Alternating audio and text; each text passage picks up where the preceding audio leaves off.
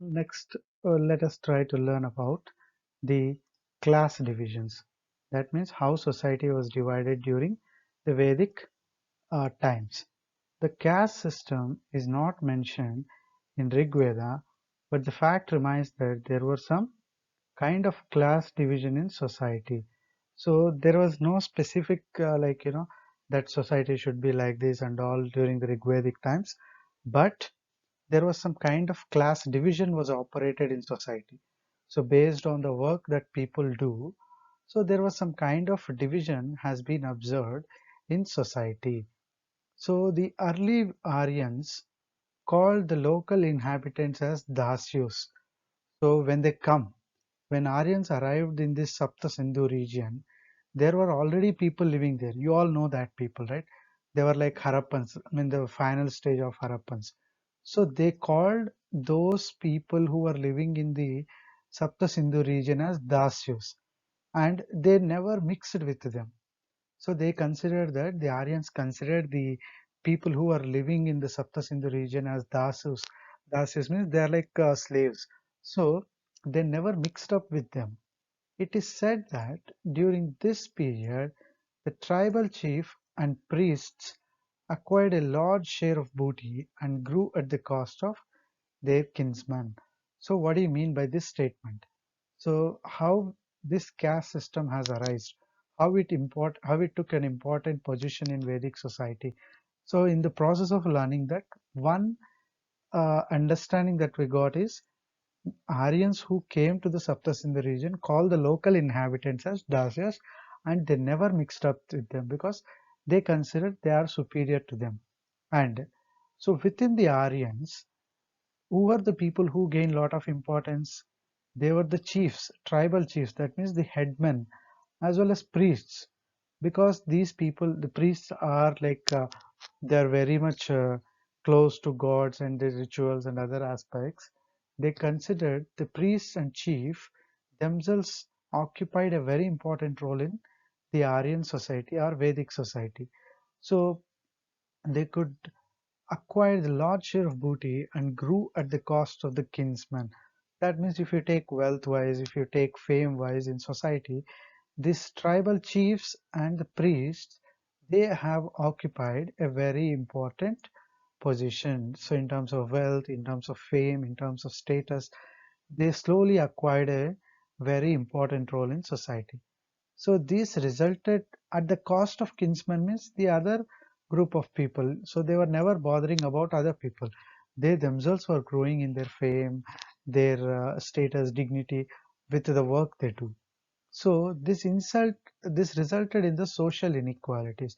When a section of people separately progressed in society, the other sections of Vedic times remained undeveloped. So inequalities arose in society. Because of this improper growth, inequalities have arisen in Vedic society. And the tribal society got divided into three groups. So when these equalities developed among people, naturally people of these tribes got divided into three groups. One is warriors group. That means the group which defends the land of the tribals. Priests. So these are, they proclaim themselves as godmen. As they stay very close to the gods and religious affairs, they proclaim themselves as a very superior people. And the common people. So the three categories of people are the warriors or the tribal chiefs, the priests or the godmen, and the other common people. So there was also a fourth division called the Sudras. Okay, so in the Vedic society, especially in the early Vedic society, the people were also present called Shudras. There was also a fourth division. So what was this? Who are these Sudras? They were towards the end of the Rigvedic period. That means in Rigvedic period, a fourth division started emerging slowly because of the inequalities in society. And by the end of this Rigvedic period, the fourth division in society called Sudras became another division. Because the word Sudra is mentioned for the first time in the 10th mandala of Rigveda, which is usually considered as a later addition. So, because of this word called Sudra, it was mentioned in the 10th mandala. You know that Rig Veda is divided into 10 mandalas. So, in that 10th mandala, there was a reference of this word called Shudra, which is a fourth division. So, this was considered as a later addition, and for the first time, Shudra was coined during the in Rig Veda. So thus people assumed that Rig Veda has spoken about caste system, but in fact Rig Veda has never there was no mention of such kind of divisions to be followed in society, but it was naturally developing in society. So this term was also included as a as just a factor there. However, since the economy was mainly pastoral economy, so what do you mean by pastoral economy? So that people dependent on the cattle, agriculture, and such kind of things, the economy was mostly pastoral economy and not food producing. There was no scope for collecting regular tributes or taxes from the people. So here, initially during the Rigvedic times, agriculture was not that highly developed, but when they came, they were with full of cattle. So pastoral means like they take the cattle for grazing, and by the products of cattle they used to survive, and they were not food producing mostly. So these group of people mostly were not food producers initially. Slowly they developed agriculture and all, but initially when they came and they were just grazing cattle and they were surviving on the cattle, there was no chance for the chiefs to collect taxes from these people. They were just, without paying taxes, they were just obeying the orders of the tribal chiefs. So, in the early Vedic period, the society was divided into different classes based on the profession. So, this is very important, based on the job that people do.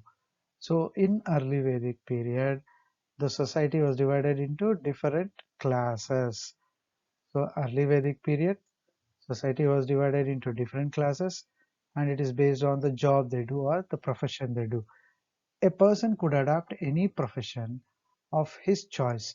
There is no compulsion that one particular person should only follow this particular job. Any person can take up any job of their interest.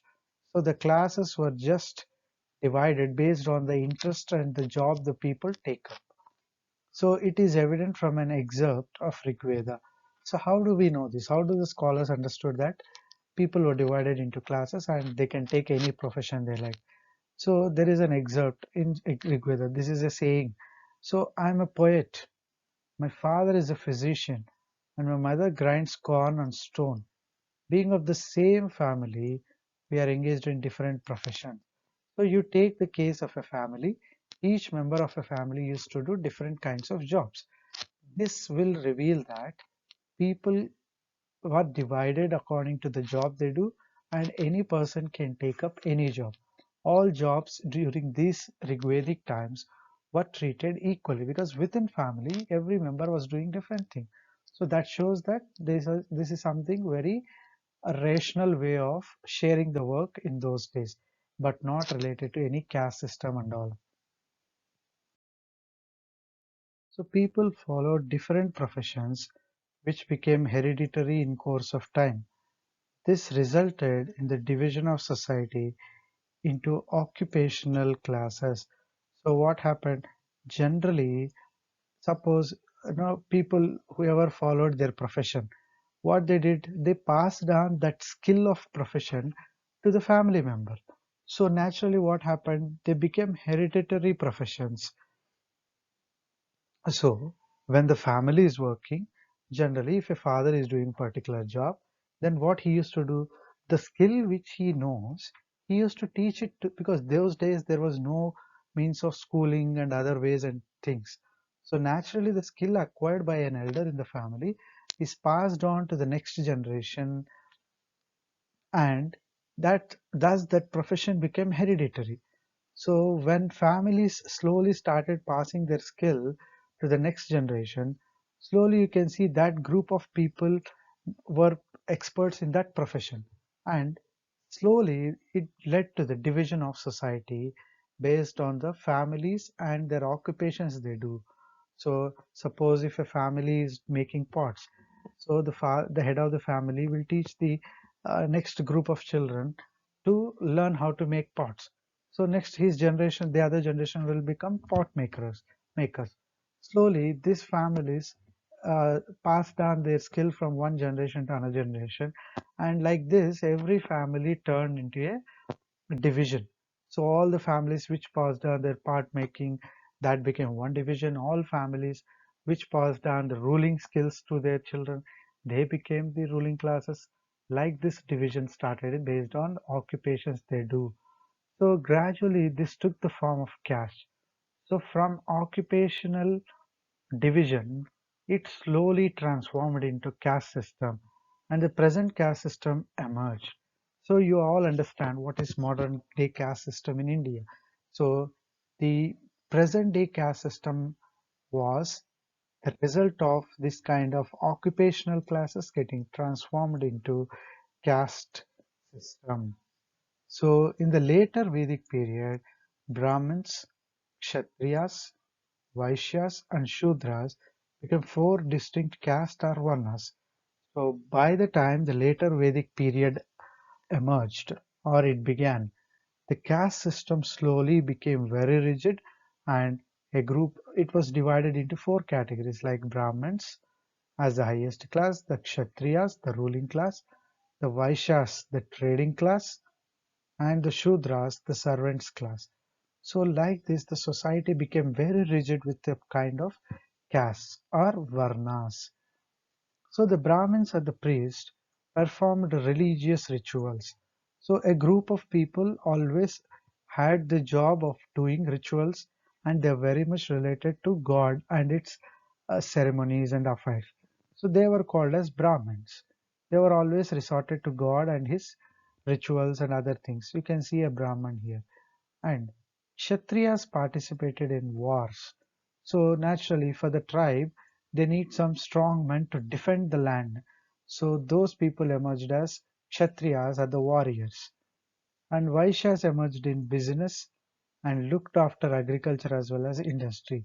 So when some people were defending the kingdom, some people were looking the religious affairs, some people turned to develop business activities, economic activities, and they were referred as Vaishyas. So these people were involved in generating money and circulation of money and operation of economy in society, and they became the Vaishyas. And the Shudras served the upper classes. Shudras, which are considered as the fourth division in society, they used to serve all the three other classes about for their requirements. So whatever the jobs these people are doing, they might be required many other things. So these Shudra class used to work for these three other upper classes equally. But later Vedic age, when it reached its limits, I mean when it reached its peaks, it naturally created a lot of differences. So as stated earlier, the later Vedic age, the caste system became rigid. That means people were considering a particular caste, considering themselves as very superior and very high compared to others. They started comparing others as inferiors. So this kind of rigidity, that means they were not thinking the other caste as equal to them. This kind of rigid feelings entered into the caste and it slowly became a very strong societal factor in later Vedic days. So the Brahmins and Kshatriyas, they enjoyed many privileges. As you know that these people always stay close to God and they're the defenders of the kingdom, they enjoyed many privileges. Privileges means many benefits in society. The priests came to be considered as gods on earth as they preach God and they are well educated and other such things. They were almost considered as demigods and they're the direct representatives of gods. And the Kshatriyas, who were the defenders or the protectors of the land, also increased their power and came to be regarded as the ruling class. So slowly, Kshatriyas emerged as ruling class and the Brahmins emerged as a very special class that is almost like gods. All the three higher varnas were entitled to Upanayana or investiture with the sacred thread according to Vedic mantras. So investiture ceremony means that they are ready for their profession and there will be separately performed a ceremony with a thread. Okay, so across their body they'll wear a thread and they consider themselves ready for the profession they were going to do. So they separately performed these kind of things to show that they are different from other classes. So intercaste marriage was not prevalent. So with the Vedic mantras, this Upanayana or investiture ceremony was performed and they used to separate themselves from each other.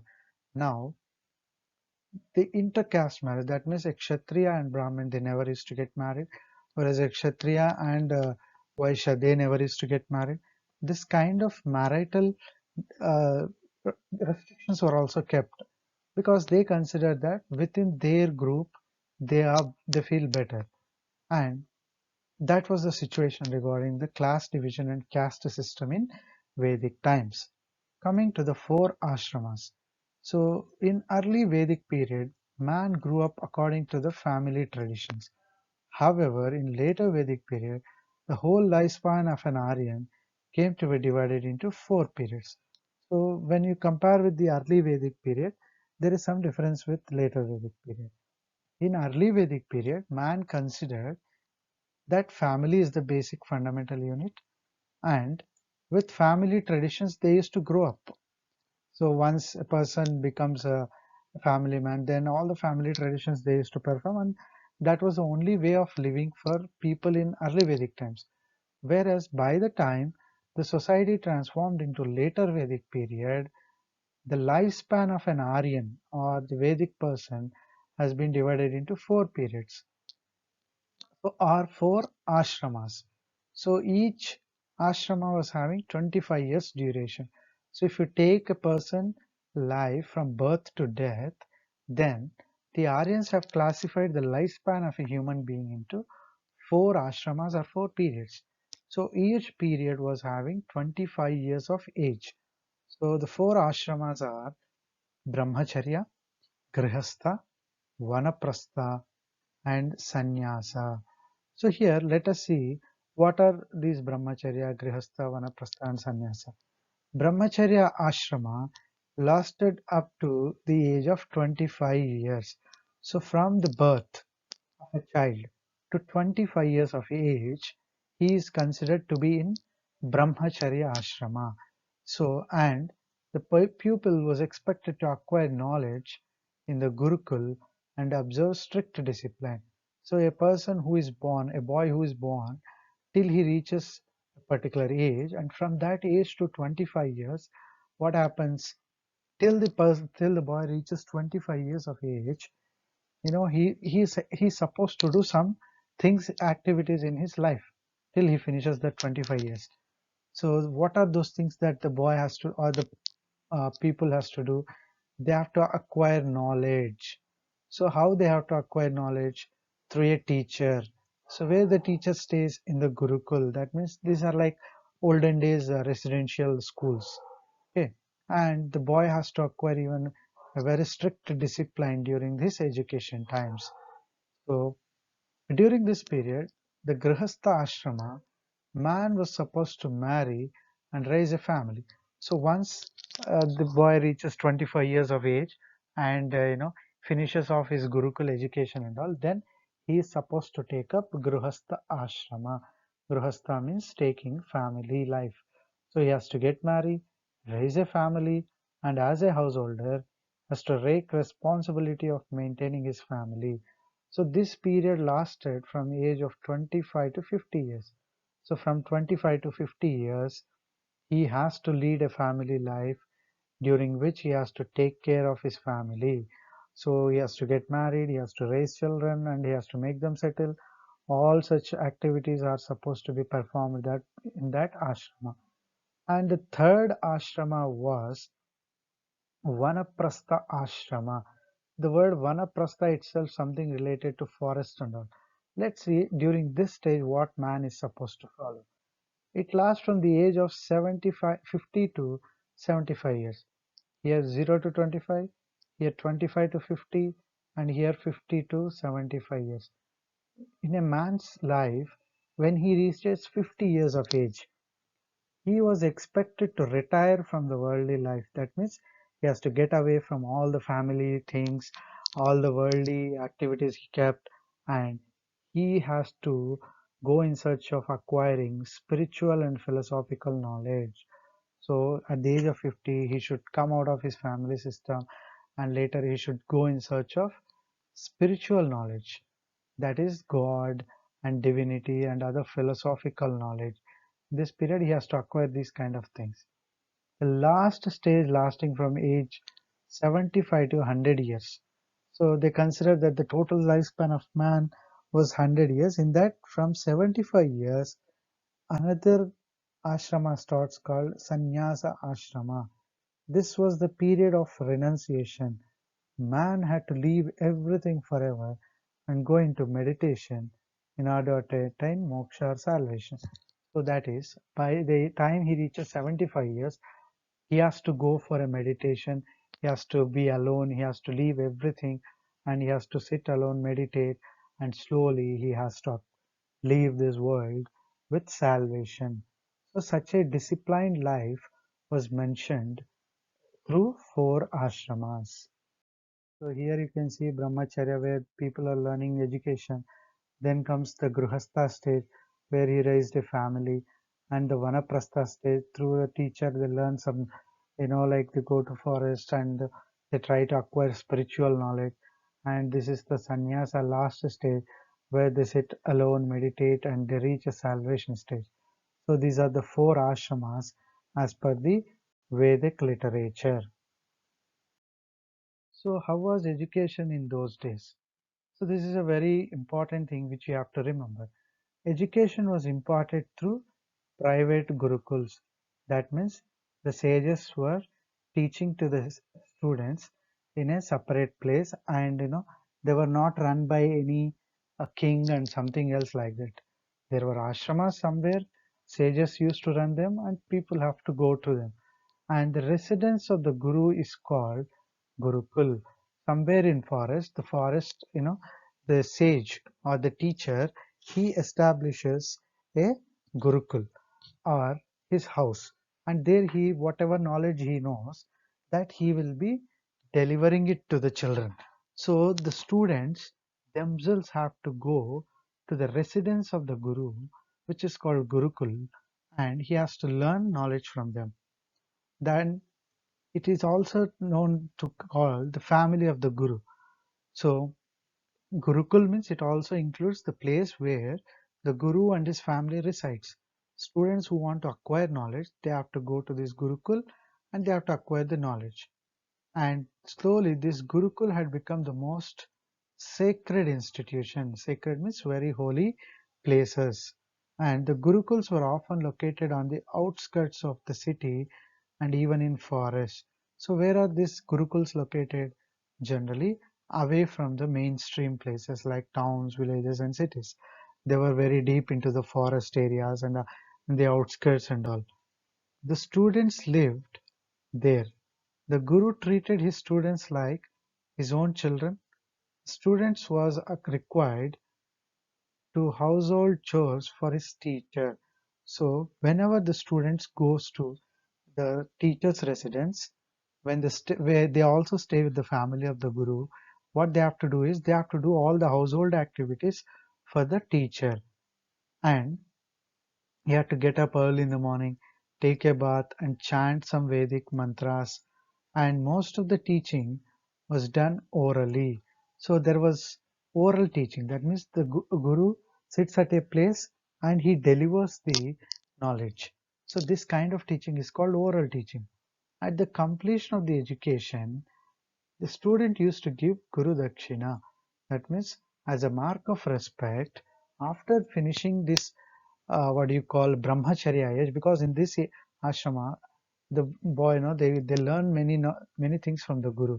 Once they've finished the complete education, while leaving, the students used to give Guru Dakshina, that is, gift to his teacher for all the knowledge that the Guru imparted in their minds.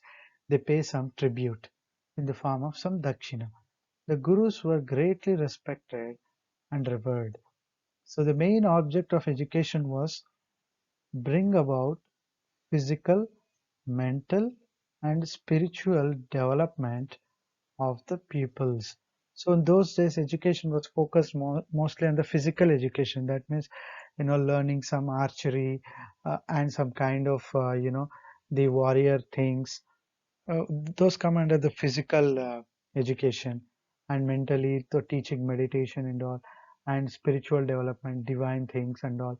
The guru used to train the students in all aspects, and the subjects of study included were, so what kind of subjects people used to read in those days, like the Vedas, the Puranas, the grammar, mathematics, ethics, logic, and military science.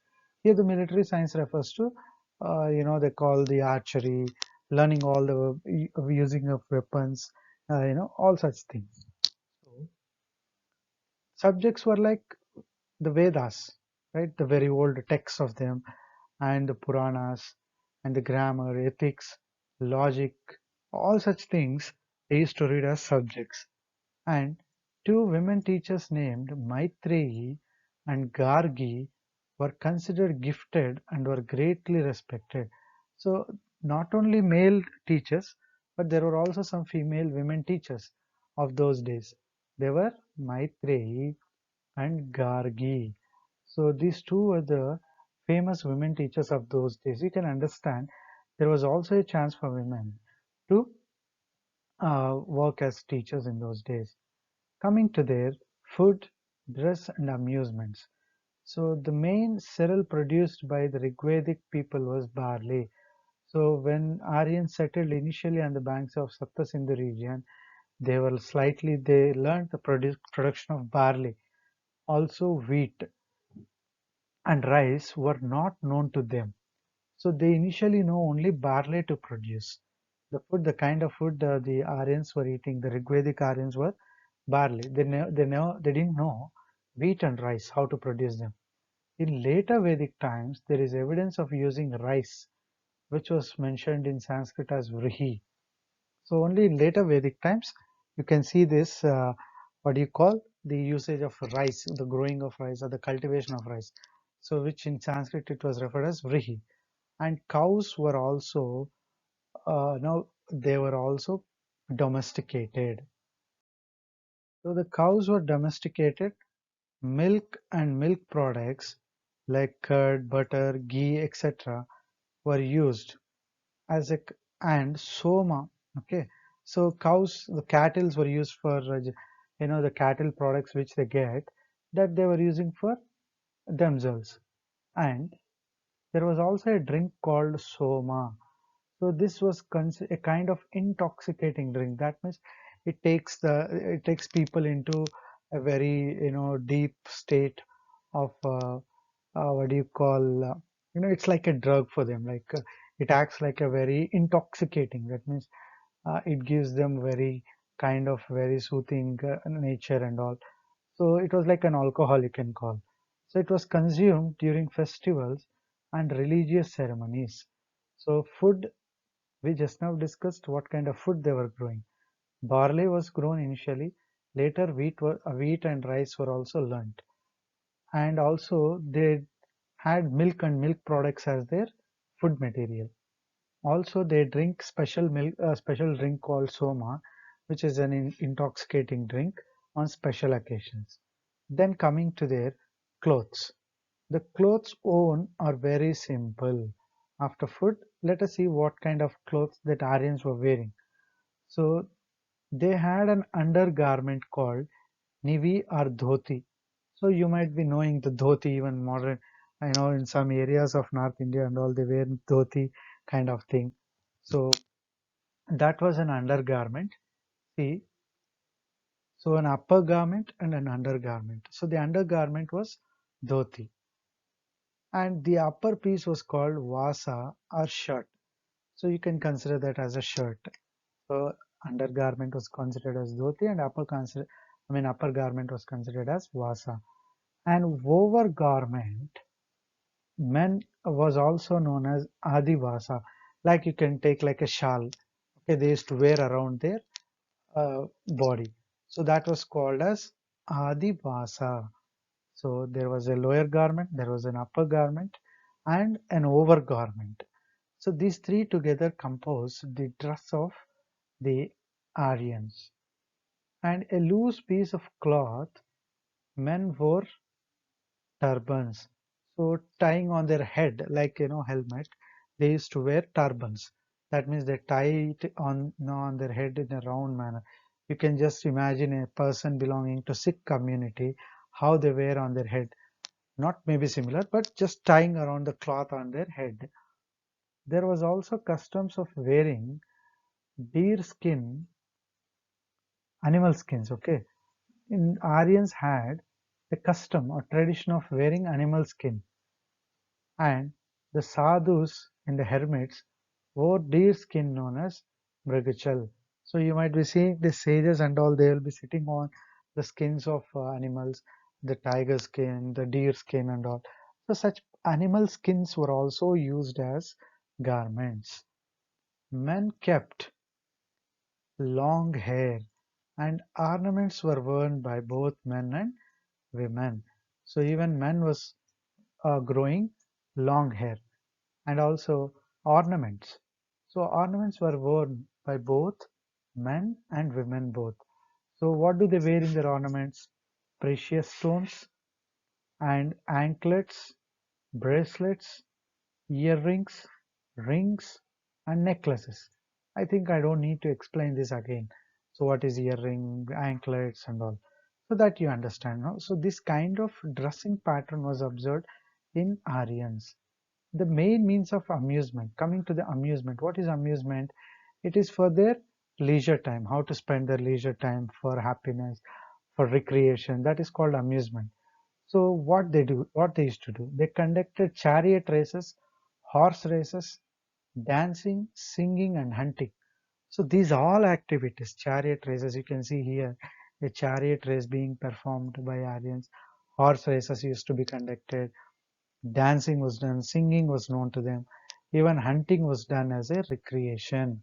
And the chief musical instruments were the drum for music and all. Flute was known to them, mridang was known to them, and lute. So this I'll show you later. And the people participated in competitive sports, festivals, and gambling. So gambling, like using cards. Those days cards were not there, but there was a different set of gambling, and competitive sports were there, and during festivals and all, they used to conduct these things. So somehow this amusement was like known to Aryans, like races, hunting, singing, also playing the musical instruments like drums, flute, mridang, so all such things. And coming to the religious beliefs of Aryans, the people in the Vedic age worshipped forces of nature. So the Rigvedic or early Vedic Aryans, they primarily worshipped the forces of nature. They personified these natural forces and looked them as living beings to whom they gave human or animal attributes. So once they worship a natural thing, suppose they worship sun as God, or they worship river as God and river goddess or something like that. So they attributed as them as living beings. Okay. Suppose the river, even though it's a non-living thing, they considered that river god is a living thing. So this kind of, and they also considered, they even worshipped certain animals during those days. So this kind of nature started in Arya. A large number of gods are mentioned in Rig Veda. The most important among these was Indra. So by looking at, so there are reference of many gods in the Rig Veda. Let us see who are those gods. Like Indra was an important god. So what was his role? That we will discuss now. So to Indra, there were some 250 hymns devoted in Rig Veda. So he is also known as the Purandara or the breaker of forts, and Jitendra, a winner. So Indra was a god who they considered as the breaker of forts. The forts are nothing but they are the protective walls around the tribal kingdoms. So they considered Indra as breaker of forts, and also Jitendra means a winner, and almost 250 hymns were dedicated to Indra god in Rig Veda. He is considered also as the rain god who is responsible for bringing rainfall. So people used to you can see the natural attributes being taken in the form of a human shape here. So if rains have to come sufficiently, then it is Indra who is responsible. The second position is held by Agni, the fire god. He is regarded as an intermediary between gods and men, for he consumes the sacrificial offerings and carries them to the gods in the form of a smoke. So in those days, Aryans considered Agni as the next god after Indra. So what is this? What was the role of Agni god? Whatever has been given as sacrifice, he will consume that sacrifice, and he takes that sacrifice to the gods. Okay, so Agni is a medium. So they'll take all the sacrifice to gods in the form of smoke. And the third position is occupied by Varuna, the god of waters, clouds, oceans, and rivers. And he determines the path for all stars in heaven. So Varuna god was also known as water god, and all the water bodies are also covered under this god name. So like rivers, canals, and whatever you take, all that come under this Varuna god. And also, so in heaven, so how to reach to every star and all such path shower was also this Varuna god. He is regarded as the upholder of natural or cosmic order. That means the cosmic order in the sense how the space is there, how the galaxies, how the stars are arranged. All such things were also given to this Varuna god. So there are many other Vedic gods like Vayu, the god of wind, Surya, the sun god, Yama, the lord of the dead, Rudra, the god of storms. So many such god references were seen in Rig Veda. Some goddesses were also worshipped. Important female goddess was Usha, the goddess of dawn, that means morning. So morning goddess was considered as Usha. Other important female deities were Prithvi, that is the goddess of earth, the personification of earth, Aditi, the great mother of gods, and Ratri, the spirit of the night, so night goddess, and Aranyani, the lady of the forest.